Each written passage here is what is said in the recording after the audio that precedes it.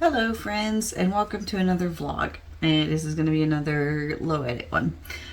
For this one, I thought we would go over my markets for the year, since I'm done with markets now. And if the sound is a little weird, I apologize. When I started getting set up for this, I realized that my microphone battery was dead, so it's on a charger now. I could have waited for it to charge, but I knew if I did that, I would probably get distracted doing other things and the video would not wind up getting recorded. So we are going at it from here. I will probably be looking down a good bit. I'm going to try to remember to look back up at y'all, but I got my laptop here where my Excel spreadsheet is that has all of my market information on it. So let's go over, let's just dive right in, right?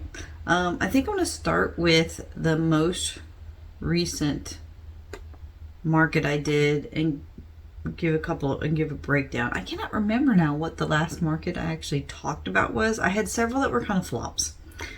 I'm not sure if I've talked about any of the markets from October and November. For October, I had two different pumpkin patch markets that were both, I made a little bit of a profit, but they weren't great. They were just kind of so-so, and they were 2-day markets, and so it was a lot of effort setting up, tearing down, that kind of thing. I had the holiday extravaganza market, which was one I had done last year, and it was okay. It wasn't fantastic, but it was okay. My lucky rabbit markets, which is my usual monthly first Saturday market, I did that one in November and December, and both of those were excellent. The Purvis Street Fest market, which is my hometown in Purvis, I did very well at that one. So that one was a good one. So, a few really good ones and a few really not great ones, but I feel like they kind of balance each other out a little bit. So with the most recent one, at least, I want to kind of get into a little bit more in detail. And then we'll just go over the general stats from all of them. So my most recent one, my last market of the year, was the Lucky Rabbit again. It was my first Saturday market. And I sold a total of 19 items. No, 39 items in 19 different categories. The biggest seller by far was the Little Critters. Big surprise there. They always are.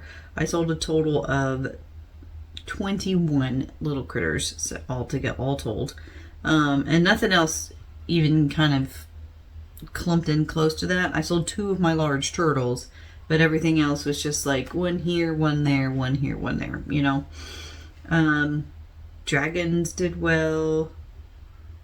Anything kind of dragon related did well, but mostly the Little Critters, turtles, loaf cats. I think I sold 2 loaf cats at this last one.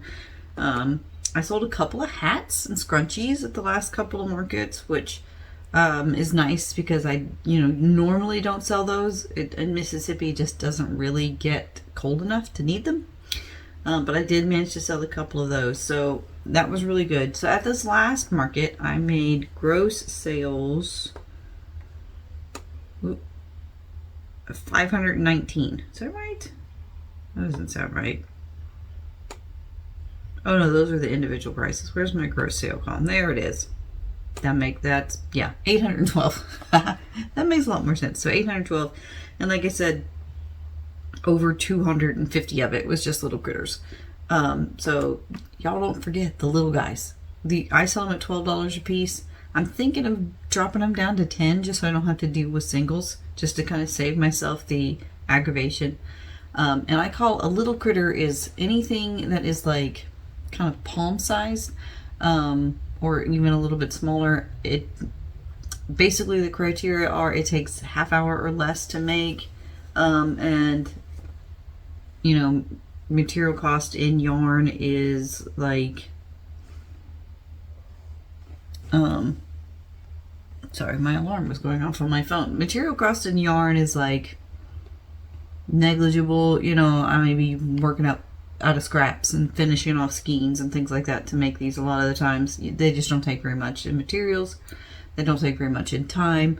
So individually they could in my product price calculator range anywhere from about $8 up to like $13-14. So I'm just going to hit a happy medium with 10. So the ones that are a little bit higher will cover for the ones that, or the ones that I could have priced lower will, will get a little bit more profit than to cover the ones that should be priced higher that I'm losing a little bit of profit on. So it'll all just sort of come out in the wash. That's my thought anyway for going into next year, just to make things easier on myself, because I kind of feel like all the ones that have like $12 and $26 and all the the single units, it's just silly, and it just means more change I have to keep up with. So if I can just do everything in increments of 5, I think that's a good plan. I think that's what I'm gonna do. So $812 at the Lucky Rabbit, which was fantastic. It's like 7.5 hours usually that I'm there. It's only a 20-minute drive from my house. So great market, and it was a really nice one to end the year on. But now let's go over the summary of all the markets for the year, and we'll go over some bestsellers overall for the year also. So markets for the year, I did, let me see exactly how many markets I did. I did 27 markets this year. So that's a little over 2 markets a month for the most part. The Lucky Rabbit, I did, let's see, 1, 2, 3, 4, 5, 6, 7, 8, 9 times out of the total 12 months of the year. I took 3 months off throughout the summer. But other than that, I did pretty much all of the other Lucky Rabbit markets. And those are definitely just steady, just really good steady markets.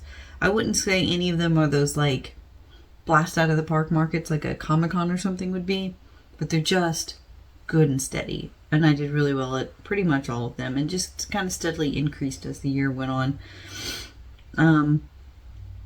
So yeah, we'll just start at the top. So January 6th was the first Lucky Rabbit show. Now that one, I only did 258 in sales. It was cold that day. I remember it was freezing. Everybody was freezing, but I meant, my booth fee is only $20 there, so I made that back and more. Was very happy with that. And I have marked here, my bestseller from that one was my small axolotls that I was selling, I think at the time, for $12. They kind of fit into that $12 bin. My next one was February's Lucky Rabbit, and that one I did $606 in gross sales. So, a big jump up, about doubled from the previous month. Bestseller there was opossums. And I'm gonna guess that those were probably my opossums, because I don't think I jumped on the train with Jenna's smaller opossums yet. So my opossums I sell for $22 a piece, although that's going to change when I start changing all my prices to $5 increments. Let's see, the very next one was actually a rabbit show that I attended, so it wasn't technically a market, but I always take things with me. I made $124. I don't pay anything, obviously, to set up. It's kind of like when you take your, when your coworkers see your stuff and they all just want to shop what you have. Kind of like that. And mystery boxes were the most popular things there. Then I did the Lucky Rabbit again in March and did 744. So you can see it's just kind of steadily increasing. It kind of stayed in that level for a good bit, though. And minis is what I have listed there. So that was when I was kind of just, I'm going to change that to Little Critters, because that's what I wound up renaming those. So Little Critters, just like anything in that $12 and under category. Then I did a market at the Worthy Stables in Petal, and that was sort of like a charity market. It was only $15 to set up there, which is not bad at all. And I did 543 in gross sales. So that was a really good market. And Chubby Bees were the more popular ones there. Then I did the Lucky Rabbit again. In April, 557. So that one was a little bit lower for April. I think it might have been rainy that day, if I remember right. And I have listed here $5 bin. So that's basically like claw machine stuff. So just for the sake of continuity, I'm going to rename that one claw machine, because it's like the same size stuff as what into my claw machine. Although at that time I didn't have my claw machine yet. Then I did the Spring Fling in Laurel. That one was a little bit more expensive of a setup. That was a $75 booth, and my gross sales were only $106. So that one was what I would consider probably a flop market. I probably will not repeat that one. It was, I think that one was at like a big church, and I just don't think they marketed it very well. And there were other events going on in town at the same time. My little baby Yodas, baby Grogu's, were the big sellers at that one. Still in April, I did Springfest in Lucedale, Mississippi, which is further, a little bit south of that. That one was a $40 table, and I only made $42. So that one was a complete bust. Complete bust of a market. Basically, the only thing that anybody did was the claw machine. And I won't be going back to any Lucedale markets. Back to Lucky Rabbit again for May the 4th. My gross sales on that one were $296, and it was mostly claw machine. Now that one, again, I think was like a kind of a rainy day. Well, no, it might have been hot, actually. It might have been a day that was just like really hot. And also May is not always market month around here. And that one I also left early because I had double booked myself that day. I had another market that evening. So I did 296 of the Lucky Rabbit, and then went that same day to another night market in my hometown of Purvis and did 246 at that one. So altogether that day between the two markets was 542. So not terrible, not the best I've done, but not terrible. And claw machine was the big seller, big ticket at both of those. So, little items again. I think that's basically the trend for all of my markets. Then I was in Meridian for the first Earth Bounty night market of the year. And that was in June. I did 294 at that one. So this one has been a little bit of a slower build up. But not bad because I only spend 3 hours, I think. Yeah, the market runs from 5 to 8. It's a 3-hour market. It's really small, but it's very well put together, and it's up near my parents' house, so I get a chance to hang out with them. So for me, it's a win-win. And that one, the Maple Chicken, was my bestseller. In July, the only thing I did was my local Farmers County, that's an indoor thing. I have a little indoor booth with them. And I did 120 in sales for the whole month of July. I went probably 3 or 4 times, but 120 in sales, and couldn't really point to any kind of a big standout item from any of those. Back to the Lucky Rabbit in August, and who was it hot? Oh, that was hot. $309 in sales that day. Mystery boxes were the big ones. August, I was back to just doing that little farmer's market, and I actually only made one sale, and it was a Totoro for $30 for that month.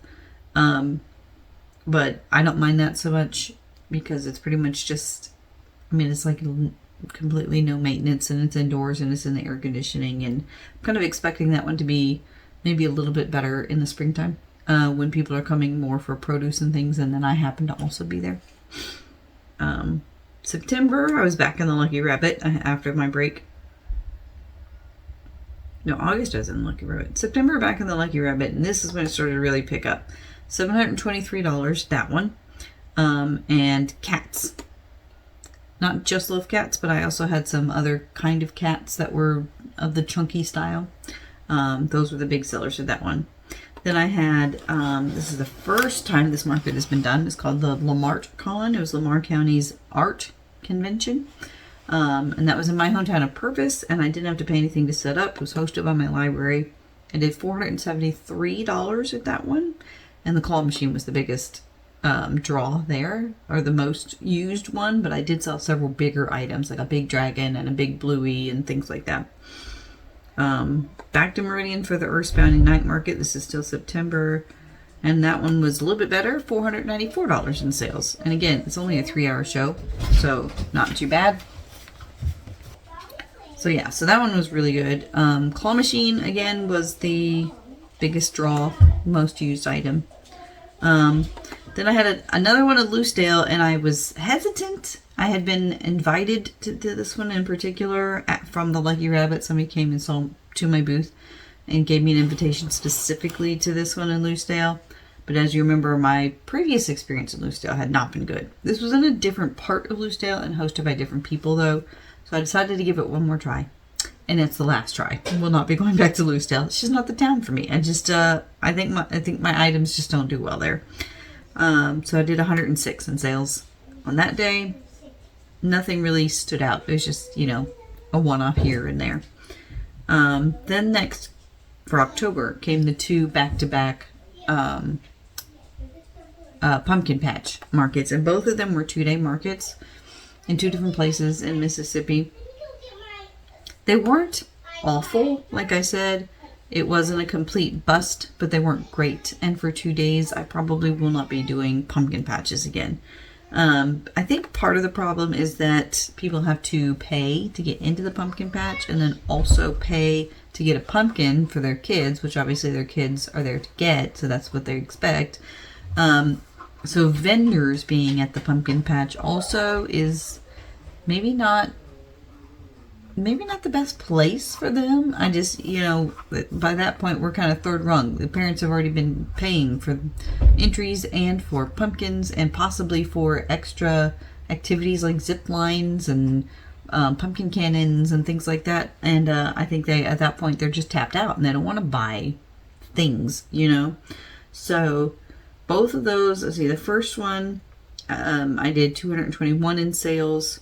And the second one I did 379 in sales. They were both $20 to set up. So again, not terrible, but it was also 2 days in a row.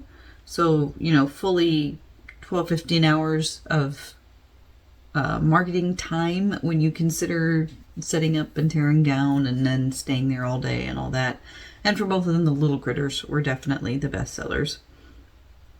And then we start in on the holiday markets, the Christmas markets. So end of October, I had the holiday extravaganza. This is the second year I've done this one. And the second year that I haven't been thoroughly pleased with my results from this one. So I think I'm going to take this one off my list for next year. It was a $65 booth fee, which is not terrible. I've paid more, but I've also paid a lot less. And I only made $241 in sales. So while I didn't completely go in the hole, it just wasn't great. Again, little critters were the biggest hit. I think little critters continue to be the biggest hit for pretty much all the rest of my markets. November, first weekend, I was back at the Lucky Rabbit. That one was a good one, $727 in sales. So really, really good there.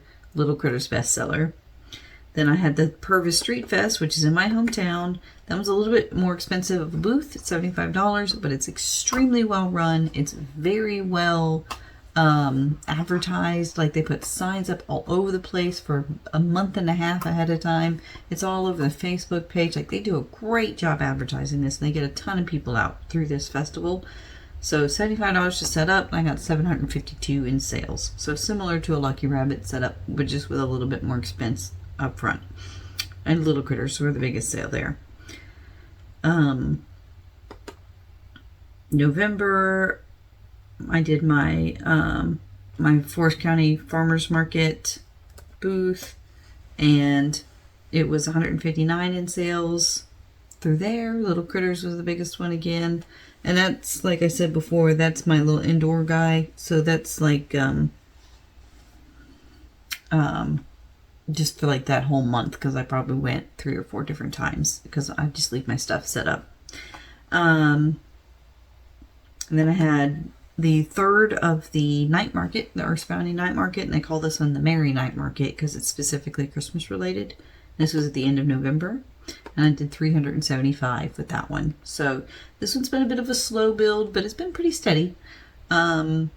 And again, it's only like a 3-hour market. It doesn't cost very much to set up. I think it was $30 or $35 for my booth fee, so not bad at all. And Little Critters was the big hitter. Then I had one that I was really looking forward to. It was a 2-day market called Shop Pedal First. And I've been told by other people who've done this market that it's huge and that they've always done really, really well. I did not do well at this market, and I have, I think, a couple of reasons why. One, I think there were other factors going on in Petal at the time. Friday night was a big football game, and it was a home game. And down here in the South, we are big in our football. Not me personally. I'm not a big football fan. Not a big sports anything fan. But down here, football is king. And high school football, college football, all the football is king. And everybody goes to all the games. So if there was a game going on at Petal High School or anywhere, everybody in Petal was at that game all day long on Friday. So that's probably what happened on Friday, because I didn't make hardly any sales. Saturday, I'm not sure. I'm not sure what happened with Saturday. The market is actually a 3-day market. Thursday night, though, was when I was at the night market in Meridian. So I only did Friday, Saturday. And all the vendors who were there told me that that Thursday had been their best day ever at that market. Like, they were just slammed and super busy and sold a bunch of stuff. And they were all excited that Friday and Saturday would be much better, because that's generally the way it goes. And then Friday and Saturday were just dead. Dead for everybody, for one thing. But I think dead in particular for me, because this is one of the shows that is normally a semi-juried show. They don't exactly like make a list of only X number of crocheters or whatever, but they try to keep it down to where there's not as many. And there were like 3 or 4 other booths there that had crochet alongside their other stuff. And I think what's been happening, and I think it's happening in other places too, is that other vendors are signing up as a t-shirt vendor or a mug vendor or whatever, knick-knack, home decor, and then also bringing crochet plushies on the side. And that's not listed on their application at all. And I'm the only one. And she told me, the person in charge of the event told me that I was actually the only one who had listed crochet plushies as the item. So all these other people are bringing in plushies, and they didn't list it at all. So she had no idea that she was going to have so many vendors with plushies. I'm the only one I've really seen that my booth is just plushies. So that does make me stand out a little bit, and I feel it helps in those situations, because I've got a much greater variety than those who just have a few extra plushies here and there on the side. But my placement at this particular time was also not great. I was in the very back corner of the building, and that's probably because I didn't sign up for all 3 days. So they were, giving priority to the people that were going to be there all 3 days and had them more towards the front. So all of these other people that had crochet products were being seen first, and I was way in the back, last consideration. And by the time they got to me, a lot of them already had purchased from the other vendors. Which, it's okay. Things like that happen. It's just a learning experience. She did invite me back for next year, and I said I would consider it. And she herself, said, I wasn't expecting this many plushies, and I would love to be able to get you a better spot, things like that. So I will consider it. It may be on my list for next year. We'll just see. We'll see how the year goes. And then my very last market of the year was the one we just talked about at the Lucky Rabbit in Hattiesburg. That one was $812 in gross sales. And again, my best seller was Little Critters. So my totals for the year of markets, gross sales, $10,083. I'm very proud of that. That actually meets my goal for the year. Now that's not my profit. That's not my net by any means, but that's gross sales, and I'm very happy with that number. So total for the year, going back to my other chart here. Now this total also includes, this is not just plushies. This also includes my online sales of painted eyes and my stitch markers and Ami sticks and just patterns. Anything that I've sold from my business, so not just plushies. A total of 297 items. That doesn't sound right. No. What is wrong there? Oh, I don't have my my formula going all the way down. Let's see, let me change that parameter. 397 there. 608 items, which is crazy. That doesn't seem like it's that many items compared to, like, I've heard other people say, oh, I sold 200 things at this one sale, and I sold only 608 items for the whole year? That just seems crazy to me. For total gross sales, 10,850 when you include all the online stuff. It's just, that's crazy. That's crazy to me. But let me go up to and start filtering these out a little bit, and we'll see, like, what did I actually sell the absolute most of? So the biggest number I have in here is 15 items in one category. What is that? Little critters. That makes sense? That makes sense. Okay, so let me do this, and we're going to filter by the little critters, and we'll see how many of those 608 was just little critters. This is going to be interesting.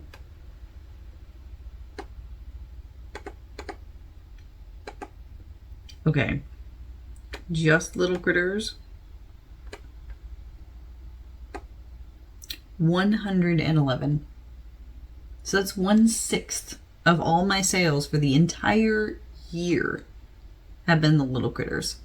And like I said, that's anything that would fit in that sort of $10 category, like under $15 category.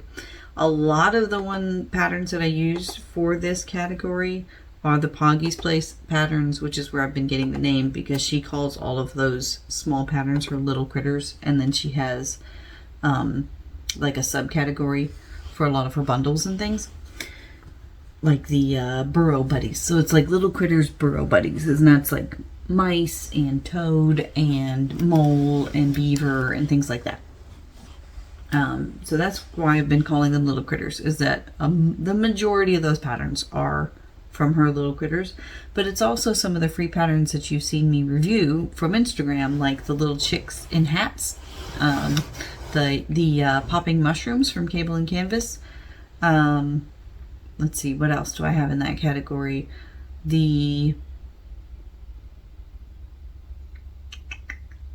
Little Opossums by Crochet by Jenna. The Little Octos by All From Jade. Actually, a lot of those free All From Jade patterns, the fish, the octo, the shark, narwhal, all those like little bitty guys, those all fit into this category. And then any kind of like little one-off that I would make from an Instagram free pattern. Like I said, criteria basically 30 minutes or less to make, and would be under $15 according to my price calculator. So all of that goes into this category. So y'all make sure that you've got plenty of those at your table, because that was 111 items from those items by themselves. And actually, it might actually be more. Let me look here, because I think at one point I may have been calling them something different. Yeah, some of them I called $5 bin. No, that would be Claw Machine. Let me uncheck that real quick. Okay. I'm just going to kind of scroll through here. Baby Shark, see, that would fit in that category. Baby Yoda, because I charged $12 for that. That goes in that one. The Little Bobblebees, that fits in that category. Oh, I'm going to wind up with a lot more, guys. I'm going to wind up with a lot more.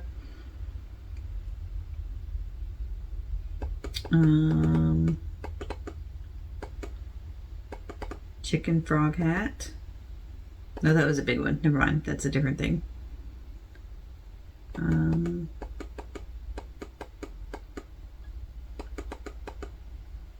That one little random cookie that went in there.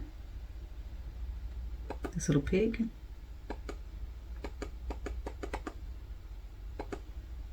I'm going to click. There's one that says dinosaur. I'm going to click it because it might be one of the mini dinos, but it might not. Let's see. What else? That little frog was in that bin for sure. Caterpillar, ladybug. The little houseplant. The jelly bean bunnies, those were in there. Mini jellyfish.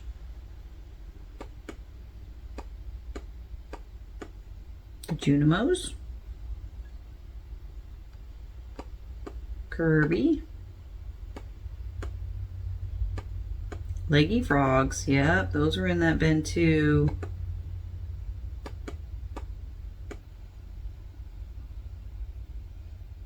Nope, not those.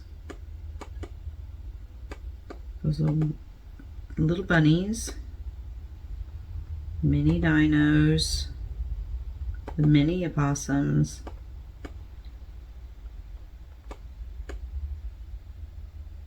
Mini shark. Minis. Just minis. I think for a little while I was just calling them minis. So I do need to click that one as well. Oh, guys, this is going to be a big difference. Mystery box, because the mystery box is actually a little critter inside a box. So I'm just going to put that in here too. What else we got? Oh my goodness, the tiny octopus, yes. The oddish, yes. The pickles, pocket whale, my poison dart frogs, pokeballs.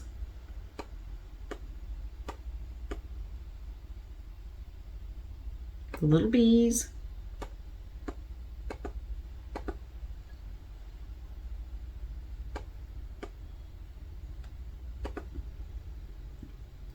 Yeah, I had too many times, it looks like, where I just did not use the same naming system. I'm going to have to do better about that, or it's going to get real messy in here real fast. The stress balls, that was part of the same thing. The turkey leg was in there. Mini whale. Okay, I think I found them all. Ooh, this is gonna be a big change. Oh wow, that's huge.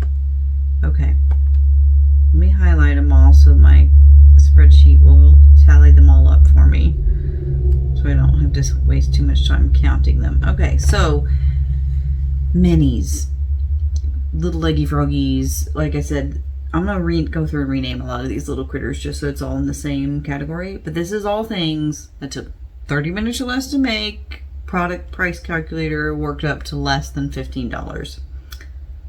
220 items out of the 600. So fully 1/3 of all the items I sold for the entire year were these minis, with these little guys, little critters, whatever you want to call them, little buddies, whatever. Yeah. So y'all make sure you got a bunch of those. So that's pretty wild. That's pretty wild to me. Yeah, so that's my markets for the year. It's been a crazy year. It's been a fun year. I've been really enjoying the markets. So next year, markets. So far, the only ones I've signed up for are the March and August Toy Fest markets. And those are the ones that you see me doing a little bit of prep for, and some of my shorts and like Instagram videos where I've been spinning the wheel to pick what I'm going to make next for that. So I'm going to keep putting those out because that's basically what I'm working for right now. I have 3 months.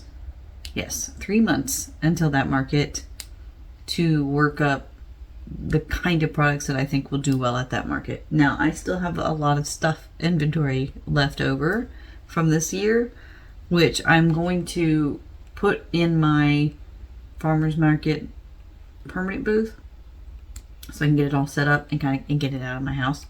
And then while it's there, I'll use that opportunity, you know, while it's all out and set up, to photograph and post to my Etsy store.